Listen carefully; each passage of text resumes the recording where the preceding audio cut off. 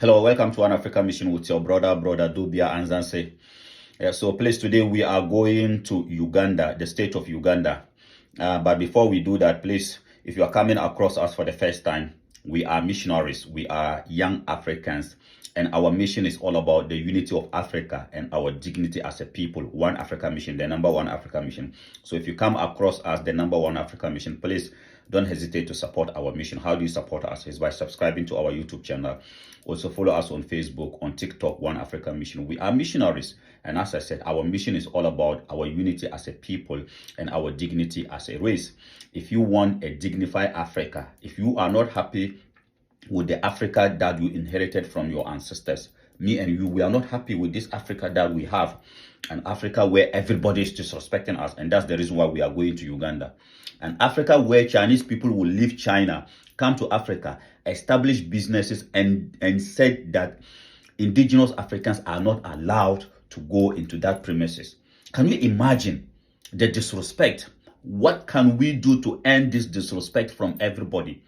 Is by uniting the continent of Africa. So if you are a melanated person, wherever you found yourself on this planet Earth, until Africa is respected, until Africa regain back her dignity, you will never be respected. Look at the Europeans. Everywhere a European man found himself, whether a village in India, in Africa, wherever a European person, so-called white man found himself, he is respected because the continent of Europe is respected. The same thing, American citizens are respected. And I'm talking about European Americans, not black Americans. The same thing that Chinese, today China has regained back her dignity. Because of that, Chinese people are respected everywhere they go. And in return, the respect that we are giving them, in return, they are disrespecting us. That's why I want us to go and watch this video from our sister. What she has to go through. She explained it into details. Let's listen to her, come back and talk about it.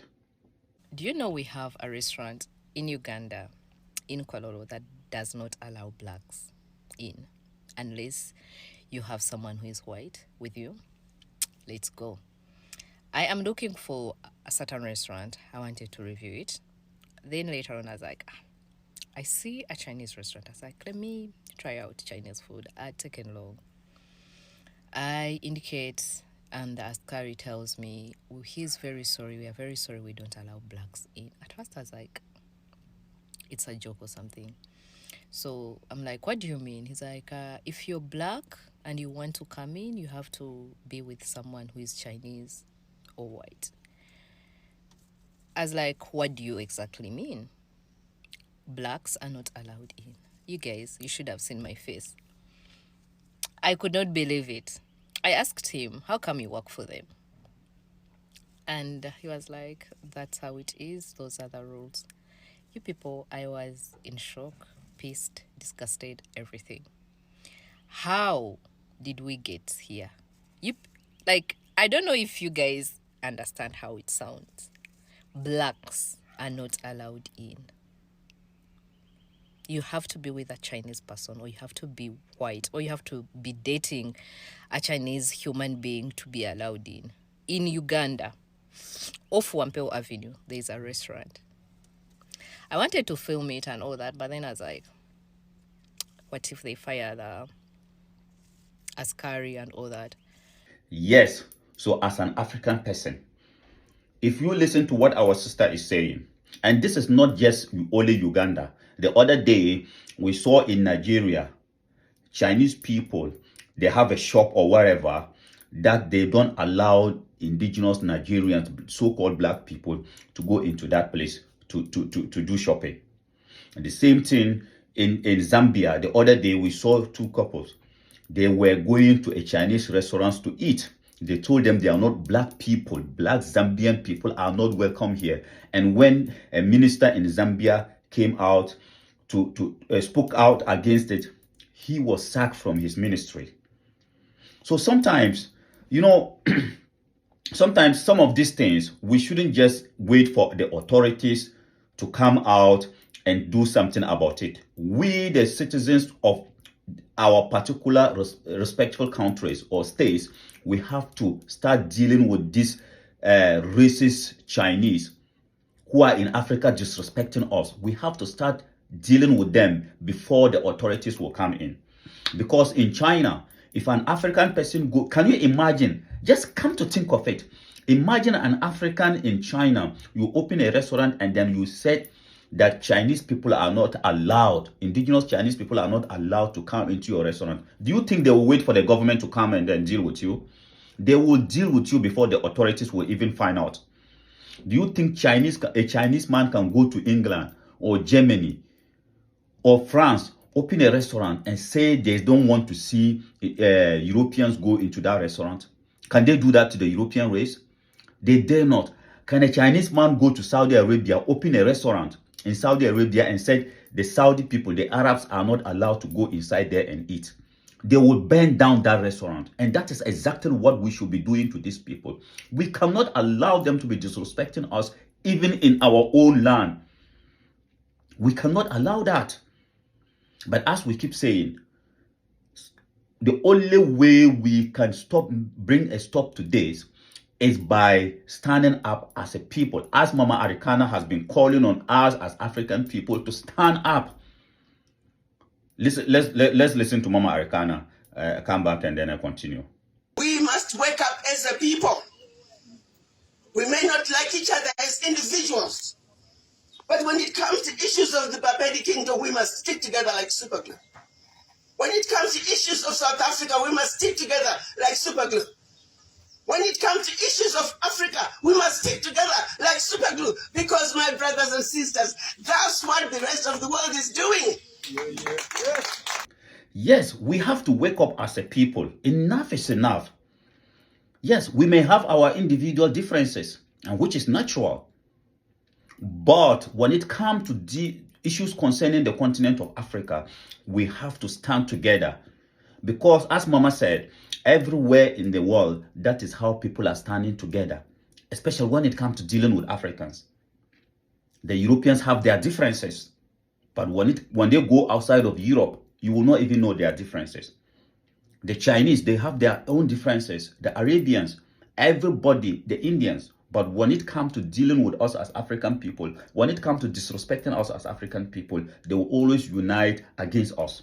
Why are we not uniting? What is stopping us from uniting to regain back our dignity so that people will not, Chinese will not come to our country, open restaurants? And this is not only in Uganda, as I said, it is everywhere in Africa. Everywhere, these Chinese people, they seem to even be doing worse than the European colonial criminals. Because the level of disrespect these Chinese people have for us as African people. The other day I saw it, and nobody cares. The level of disrespect. How on earth can you open a restaurant in a country whilst you are saying that the indigenous people, the citizens of that country, are not allowed into that restaurant? But European white people are allowed into that restaurant. And even the annoying and insulting part of it is that as a black as a black person from Uganda, for you to go into that restaurant, you must be accompanied by either a white person, an Arab person, or any other person. But you as a black person from Uganda, you dare not venture into that particular restaurant. And then we're sitting down waiting for who? We are sitting down. You see, our problem as African people is that we think everything should be done by the government. We think that everything should be done by the government, but that is not how it's supposed to be. Because as I said, in other parts of the world, if the Chinese do that, imagine in Britain, Chinese people open a restaurant and said British citizens, white British are not allowed inside there, they will burn it down. They will teach you a lesson before even the government of Britain will even come out to know, to realize that something of that nature is happening. So why are we sitting down complaining? Why are we sitting down talking about it? Our sister has came out to say this, and I'm sure a lot of people they know about this thing going on in Uganda. Why are we sitting down? Why are we waiting for the government? Why are we waiting for the minister to come out and talk? We, the citizens, have to take the law, whatever, into our own hands before even the government will even, the authorities will even know about this. Because this is disrespect to the highest level. They cannot do it anywhere in the world. But in Africa, they have the chance, the gas to do anything And then you have to even have, as for you to go in there, you have to have either a Chinese boyfriend before, as a woman, you can go there. Can you imagine how they are forcing all our women to have to be dating their men before you can go into their restaurant? Africans, it is never too late, especially with this generation of Africans. We have the chance never before, as I keep saying, afforded to any generation of Africans. We have everything, what it takes to regain back our dignity as children of Africa. Our unity. We need unity, a united Africa now than never. It's more important now because we have less time in front of us than we did behind us. Exactly. We quite literally don't have a choice. We have to unite. As a matter of fact, yes, we need a united Africa now than never. Let us put whatever differences we claim we have, as Mama Arikana was calling on us. At the end of the day, we are all catching the same hell. The Chinese people, it is not only in Uganda that they are doing that. They are doing it everywhere in Africa, and they don't care. So if in the name of your tribe, you don't want to see a united Africa, if in the name of your country, your religion, you don't want to see a united, dignified Africa, then the Chinese people, they don't care. When they are disrespecting, they will disrespect all of us. They don't care who we are or who you are. So let us put whatever differences that we have, we claim to have, aside and unite the continent of Africa for our collective good, so that future generation of Africans will not be going through what me and you, we are going through today. Enough should be enough for us as African people today. I thank you very much for coming around. Please, if you appreciate what we are doing, One Africa Mission, then once again, I'm calling on you to support our mission as we embark on this journey of a united Africa. It is not easy. As you already know, travel around the continent of Africa is not an easy thing, but we are determined to do it, because the European colonial criminals, before they could come to Africa, they have to send missionaries, and the duty of those missionaries, me and you know, go and read the King Leopold letter. That is what we want to undo. So support our mission as we embark on this. Together, me and you, we will bring a dignified Africa, not just for us, but for the next generation of Africans. Thank you very much.